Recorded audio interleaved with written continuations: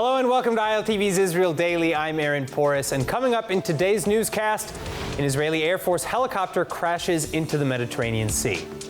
Meanwhile, Israel reopens its borders to vaccinated tourists, so stay tuned to see if your state's on the list. And finally, artificial intelligence taking a backseat in this car, Israeli researchers teaching a goldfish to drive.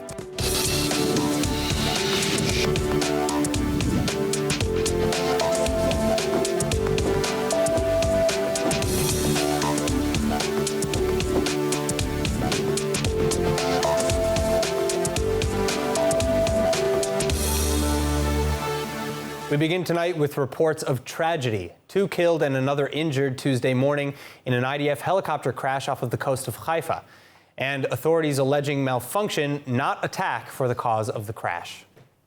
IDF Lieutenant Colonel Erez Sachiani and Major Chen Fogel, now identified as the 2 fatal casualties in a terrible helicopter crash on the Mediterranean overnight Monday, Tuesday. Prime Minister Naftali Bennett sending his condolences and saying that the pilots who perished were among the best of our sons, adding that the people of Israel will not forget their contribution.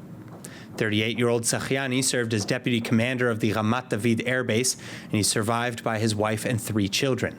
And 27-year-old Fogel, who was posthumously promoted from captain, was a helicopter pilot and deputy commander of the 193rd Squadron at Ramat David.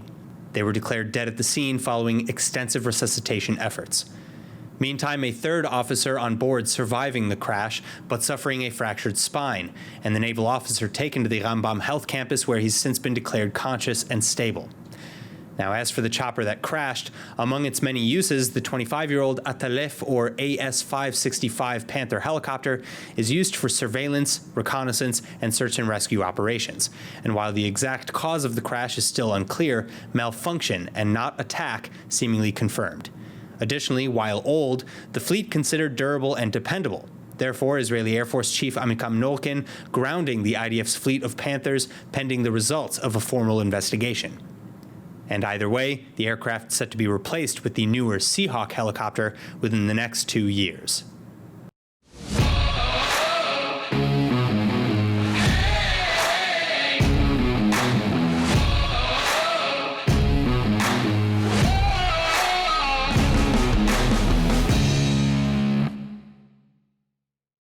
Joining us now with more on the IDF helicopter crash off of the coast of Haifa, former commander of the Tel Aviv Air Base, Brigadier General Israel Relic Shafir. Brigadier General, thank you so much for joining us. Now, what do we know so far about the supposed malfunction? We don't really know what went wrong, and we don't know that anything went wrong, but the supposition is that some malfunction took place in helicopters. It could be a loss of a blade, anything that will render the helicopter unflyable, and it just crashed into the water. And I would guess a relatively low speed, because otherwise the 3rd officer would not have survived the crash had they been at high velocity. All right. So, but what does the investigation actually look like? What will be inspected and how in order to determine the cause? And are you saying that human error has been ruled out or has not?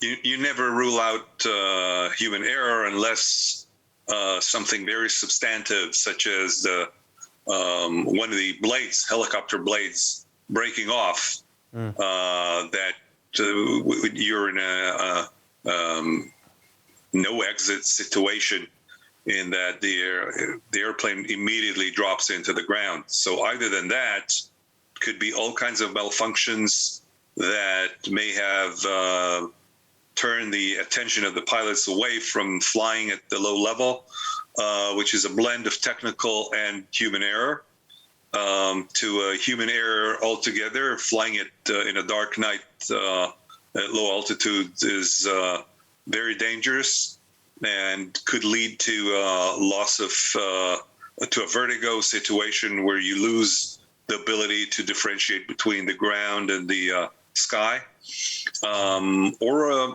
again, a full technical malfunction when they get the airplane out and they look at all the data, it'll be much easier to determine what was the cause.